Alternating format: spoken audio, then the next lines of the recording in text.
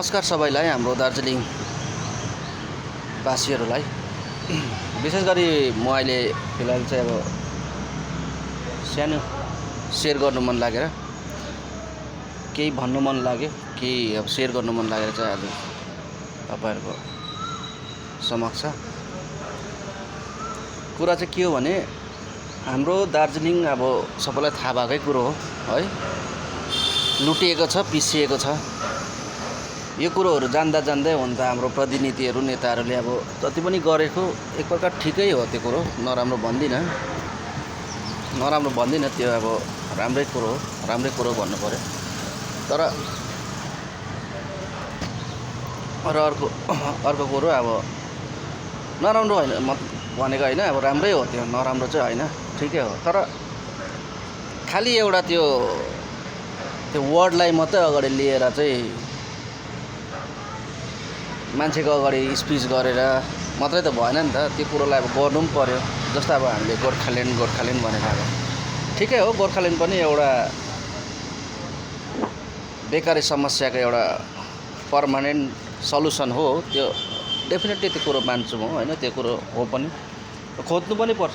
तर अब त्यसको एउटा नाम लिएर अब अरू कुरोहरु गरेर जति पनि व्यवस्थाहरु छ त्यसलाई चाहिँ अब मिसयुज गरेर चाहिँ फेरि कुरा चाहिँ फेरि त्यसमै वी वान गोर्खाल्यान्डमै गरेर फेरि त्यो अवस्था जुन चाहिँ व्यवस्थाहरुलाई चाहिँ अब मिसयुज गरेर त भएन नि त।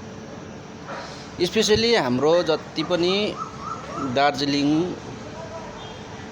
चाहिँ जड चाहिँ के हो त, गरिबीको जड चाहिँ के हो त्यो खोज्नु पर्यो नि त। हामीलाई गोर्खाले नै दिनुपर्छ र गोर्खाल्यान्ड हुँदा मात्रै हाम्रो सल्युसन हुन्छ भन्ने छैन नि त। अब त्यो गोर्खाल्यान्ड कति अब इट्स भेरी फार फ्रम अस भनौँ न अब हैन, हामीभन्दा धेरै टाढोमा छ। अब त्यसको लागि थुप्रै एउटा प्रोसेसहरु होला, अब प्रोसेसहरु छ। त्यसै त गभर्नमेन्टले त त्यसै अब सेपरेट स्टेट त दिँदैन नै। अब त्यसको लागि प्रोसेस छ नि त, ठिकै छ, त्यो एउटा जग्गामा छ नि त, त्यसको एउटा स्टेप छ, त्यसको छ आफ्नो जग्गामा। तर त्यो बाहेक अरु जुन चाहिँ व्यवस्थाहरु छ त्यसलाई त युटिलाइज राम्रोसँगले गर्नुपर्ने हो नि त, राम्रोसँगले त्यसलाई युटिलाइज गर्नुपर्ने। त्यसो गरेपछि त अटोमेटिक दार्जिलिङको अवस्था त ठीक भइहाल्छ। अर्को कुरो जड चाहिँ के हो भन्दा चाहिँ हाम्रोहरुले चाहिँ बजेट आउँछ, के भक्कै कलेज बनाइदिन्छ या फिर कुनै एउटा भवन बनाइदिन्छ, त्यो त जरुरत छैन नि। यसो हेर्नु र अब जाँच्नु हो भने त त्यो त एउटा बजेट देखाउने एउटा काम मात्रै हो। किन भन्दा त आज दार्जिलिङ भित्रमा अब कलेजको के दुःख छ र? दुनियाँभरको कलेज अलरेडी छँदैछ, प्राइभेट भनौँ कि गभर्नमेन्ट भनौँ कि छँदैछ त।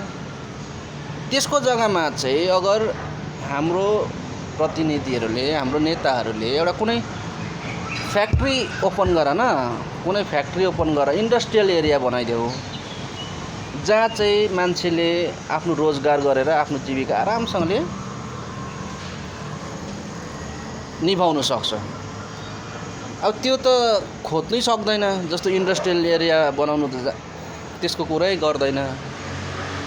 अब एउटा इन्डस्ट्री बनायो भने मात्रै पनि, एउटा सानोभन्दा सानो इन्डस्ट्री बनायो भने मात्रै पनि त्यहाँनिर मान्छेहरू 1000 जना भन्दा कमी मान्छेले त्यहाँनिर काम पाउँदैन भन्ने छैन। डेफिनेटली नै 1000-1200 ले त काम पाउँछ। अब त्यति नै भइदियो भने पनि कतिजनाको घर परिवार चाहिँ राम्रोसँगले गरी खान्छ। त्यो कुरो त हेर्दैन। आज हाम्रोमा जुसहरुदेखि लिएर आज थुप्रै पदार्थहरु जो चाहिँ जडीबुटीको नाममा एउटा जडीबुटीहरु भनौँ न, अब त्यो लङ मरिच, अब यो छोटा अलैची, अब यिनीहरु त एउटा जडीबुटी हो नि त। अब त्यसको उत्पादन अब हाम्रै एरियामा छ। त्यो सबको युटिलाइज अहिले कहाँ हुँदैछ, कसरी हुँदैछ? त्यो सबको एउटा सानो इन्डस्ट्री नै बनाइदियो भने पनि, एउटा फ्याक्ट्री नै बनाइदियो भने जस्तो एउटा सिम्पल इक्जाम्पल हाम्रो नजरको अगाडि नै छ है। त्यो चाहिँ के हो भन्दा टी गार्डन फ्याक्ट्री। अब टी गार्डन फ्याक्ट्री हेर्नुस्, भले त्यहाँनिर सेलेरी कम छ, इन्कम कम छ, फेरि पनि स्टिल 3-4 हजार मान्छेहरूको जीविका त आरामसँगले चलेको छ नि त। एउटा धिप्री बत्ती जस्तो भएर एउटा सारा दिइरहेको छ मान्छेलाई, स्पेसली अब कमानको मान्छेहरूलाई होइन, अरू त अब त्यस्तै हो। अन्त त्यो एउटा फ्याक्ट्रीले कतिजना मान्छे घर पालिरहेको छ। हुन त अपार्ट फ्रम द्याट अरू पनि कुरो त गरिरहेको छ, अरू पनि कुरोहरूले अब धेरै सपोर्ट, मोरल सपोर्ट भन्छ नि अब जुन चाहिँ त्यो सपोर्टहरू त गरिरहेको छ स्टिल। तर त्यो मात्रै हो नि त खास इन्कम भनेको चाहिँ, मतलब खास इन्कम सोर्स भनेको त त्यो मात्रै हो नि त हाम्रो त। त्यो छ र चाहिँ अब एउटा आँट आउँछ कि भाइ थोडा बहुत अलिकति भए पनि आउने बाटो छ, मान्छेले पत्याउँछ, कुनै पनि कुरो गर्छु माग्छु भन्दा मान्छेले दिन्छ होइन। त्यस्तै अगर भोलिको दिनमा आज हाम्रो सुन्तलाको कति उत्पादन छ हाम्रो दार्जिलिङभित्र मात्रै, अगर त्यसको पनि एउटा सानोभन्दा सानो जुस फ्याक्ट्री मात्रै बनाएर ठिकै छ, अरू जग्गामा आउटपुट नगर, आफ्नै एरियाभित्र मात्रै अगर त्यसलाई युटिलाइज गरेर बाहिरको सामान हामीले लिएन भने तीबाट पनि कति चाहिँ फाइदा छ। एउटा त त्यो श्रमिकलाई फाइदा छ, दोस्रा त्यहाँनिर फ्याक्ट्रीमा काम गर्नेलाई फाइदा छ, तेस्रा आफ्नै सामान्य जति पनि मान्छेहरू छ उनीहरूलाई फाइदा छ। आफ्नै घरको सामान आफूले किनेर आफ्नै फ्रेस चिज, मतलब एउटा राम्रो चिज खानु पाउँछ। अनि त्यो कुरो त खोज्दैन, खालि कुरा गर्छ गोर्खाल्यान्डको। गोर्खाल्यान्ड चाहिँ किन भन्दा चाहिँ हाम्रो चिनारी भन्छ, हाम्रो पहिचान भन्छ। आज दार्जिलिङको मान्छेहरूले जति पनि डकुमेन्टरी कुरोहरू गर्छ, डकुमेन्टरी अब कामहरू गर्छ कुनै पनि कुरो, अब त्यसमा अब डकुमेन्ट्स त खोज्छ, त्यति बेला के देखाउँछ हाम्रो मान्छेले? भोटर आइडी कार्ड या त आधार कार्ड, अफकोर्स दुईटामा एउटा देखाउँछ। अन्त के त्यो भोटर आइडी र आधार कार्ड एक्सेप्टेड छैन र एक्सेप्ट गरेको छैन र गभर्मेन्टको कतिवटा डकुमेन्टरी जुन चाहिँ अफिसियल वर्कहरूमा गरिरहेको छ त। अन्त यार तिमीले आज भोटर आइडी कार्ड देखाएर चाहिँ म इन्डियन भन्दा चाहिँ मान्छेले त पत्याइरहेको छ त। अन्त नपत्याउने त कुरा छैन, ओरिजिनलै दिइरहेको छ तिमीलाई। तिमी अन्त इन्डियन हो भनेर अन्त तिम्रो पहिचान पत्रले बताइरहेको छ त। अन्त अब त्यहाँदेखि चाहिँ कुन चाहिँ प्रमाणपत्र चाहियो, चिनारी चाहियो, ठिकै छ, त्यो पनि एउटा कुरो नराम्रो भन्दिनँ म, त्यसमा पनि राम्रो कुरो हो त्यो पनि। भन्नुको मतलब आज गोर्खा, आज नागाल्यान्ड छ, नागाहरूको एउटा ल्यान्ड छ, त्यस्तै गोर्खाहरूको ल्यान्ड हुनुपर्छ भन्ने कुरो होइन। ठिकै छ नि, त्यो त बातको बात हो नि त। पहिला तिमीले आफ्नो भित्रको अवस्थालाई त ठिक गर, जति पनि व्यवस्थाहरू दिन्छ त्यसलाई सही ढङ्गमा लगाऊ। आज हाम्रो दार्जिलिङमा कति के चाहिँ अब व्यवस्थाहरू थियो, डिजिएचसी कुनै के अरे कुनै के, अहिले भर्खर त अब जिटिए आएको नि। फेरि हाम्रोहरू चाहिँ कस्तो छ भन्दा पैसा आउँछ हिसाब नगरी खर्च गर्छ। अरे भाइ त्यो तिमीलाई त्यो के अरे ठुलो मान्छेहरूले त्यो भिखारीलाई भिख दिएको जस्तो थोडी हो यार, गभर्मेन्टको पैसा हो, गभर्मेन्टको पैसा आएको हो, त्यसको त हिसाब त अफकोर्स दिनुपर्छ नि। अन्त अब त्यो हिसाब बेगर खर्च गर्छ, अन्त लास्टमा अन्त त्यही हिसाबमा पक्रा पऱ्यो। फेरि अनगिनत पैसा खर्च गर्छ, किनभने अब पैसा देखेको हुँदैन, अनगिनत पैसा खर्च गर्छ, अन्त लास्टमा त्यही पैसाको घोटालामा अन्त त्यहाँबाट फेरि आफै फसिन्छ। अरे भाइ खर्च पैसा आयो, खर्च गर, खर्चको हिसाब त राख, ताकि तिमीले गभर्मेन्टलाई सो गर्नु सक्यौ कि यो बजेट यतिमा आएको थियो, यो बजेट यहाँ लगा, यहाँ लगा। त्यति गरेपछि त तिमी त फसिने कुरा आएन त। अन्त त्यस्तो कुरोहरू त अब जान्नुपर्ने नि त, जान्नुपर्ने, बुझ्नुपर्ने। त्यति मात्रै नभएर आज दार्जिलिङमा जति पनि रोड ट्रान्सफरहरू छ, जति पनि ट्रान्सपोर्टै भनौँ, अब ट्रान्सपोर्ट राम्रो भयो भने त के बस्नुको अवस्था र खानेको व्यवस्था त मान्छेले अब पर्सनल्ली पनि राम्रै गरिरहेको छ, राम्रै बनाइरहेको छ। तर हाम्रो त यहाँ ट्रान्सपोर्ट पनि त अन्त बराबर छैन। भन्नुको मतलब रोड राम्रो छैन, ट्रान्जेक्सन राम्रो छैन कि मतलब मान्छेहरू आउजाउको लागि धेरै असुविधा छ। अगर आजको रेटमा राम्रो रोडै बनाइदिए भने, ट्रान्जेक्सनको एउटा राम्रो नियम कानुन बनाइदिए भने त्यसमा पनि फाइदा छ। त्यसमा पनि हाम्रो दार्जिलिङ धेरै अगाडि जान्छ, धेरै पैसा कमाउँछ। सानोभन्दा सानो मान्छे र ठुलोभन्दा ठुलो मान्छेले त्यहाँबाट पनि पैसा कमाउँछ है। अनि त्यस्तो गरेपछि जति ट्रान्जेक्सन बढ्छ त्यति मान्छेहरूको आउजाउ हुन्छ, त्यति नै हाइलाइटमा आउँछ जग्गा। हाइलाइटमा आएपछि अटोमेटिक त्यो कुरोहरू त्यहाँबाट बिस्तारै बिस्तारै त्यसको आफ्नै सन्तुलन बनिहाल्छ नि यार। त्यसको आफ्नै सन्तुलनमा त्यहाँबाट आउने कुरोहरू के छ, पाउने कुरोहरू के छ, त्यो अटोमेटिक खोजेर आइहाल्छ त।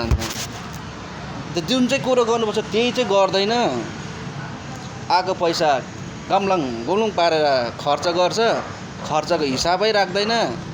अन्त अब केही छैन भने त्यहाँबाट फेरि गोर्खाल्यान्डको माग भन्यो, मान्छेलाई ओल्याङ टोल्याङ पार्यो।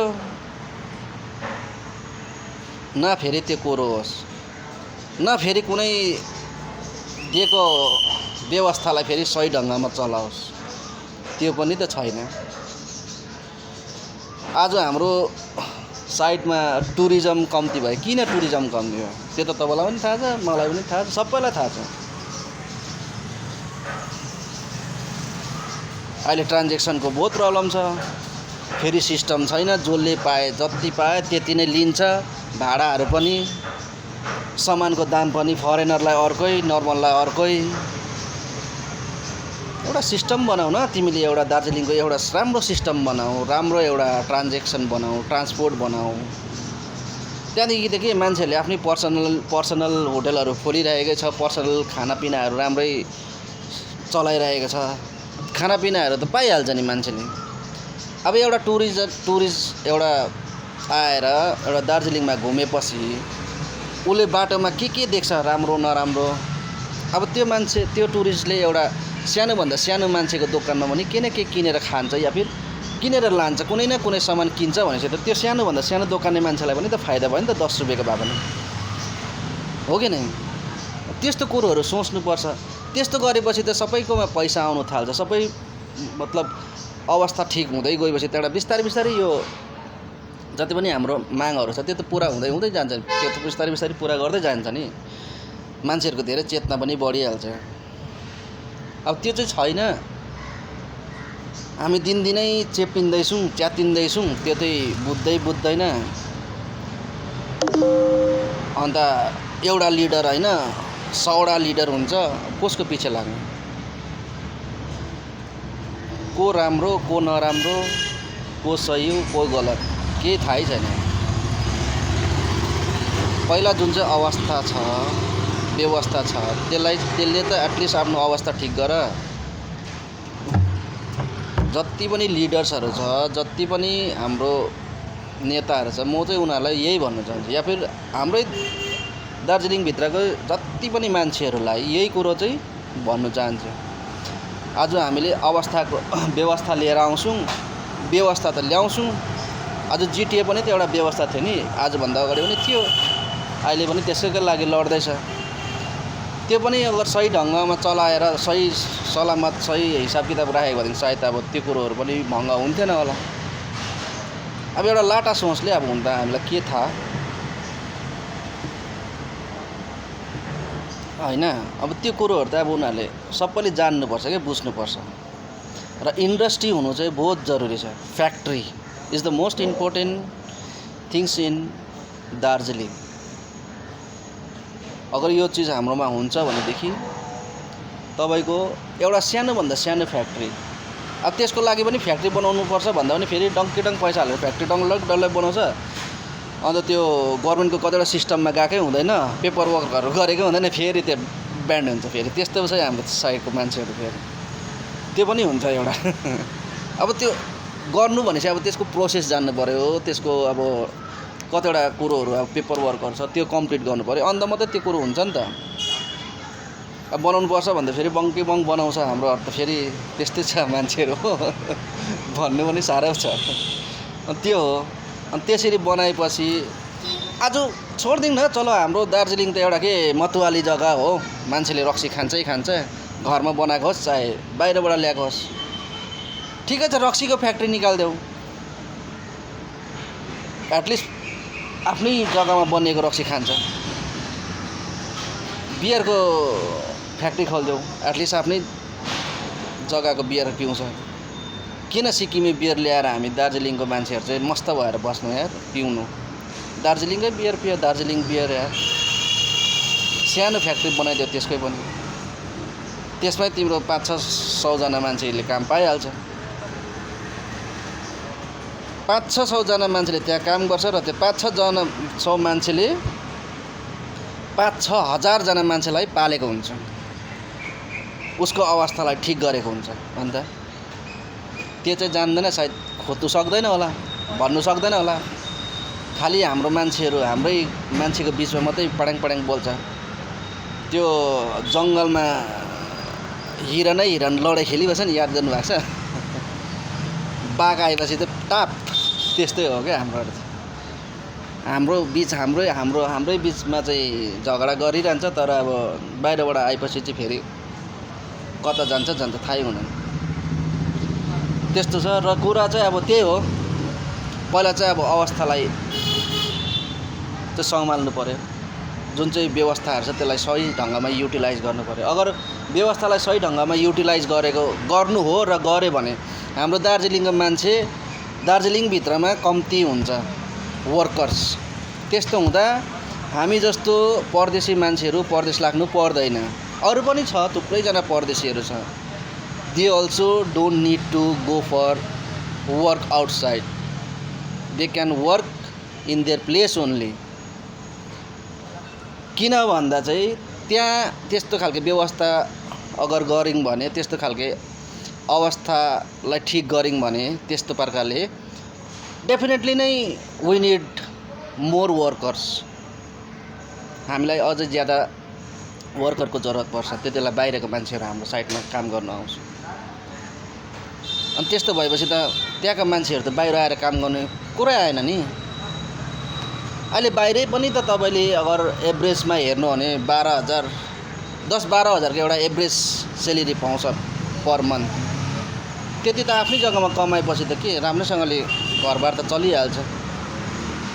नाथे एउटा कमानको काम हिँडेर त नानीहरूलाई इङ्ग्लिस स्कुल पढाउँछ भनेपछि अब 10,000 पर मन्थ या फिर 12,000 पर मन्थ भनेको एउटा ठुलै एमाउन्ट हो नि।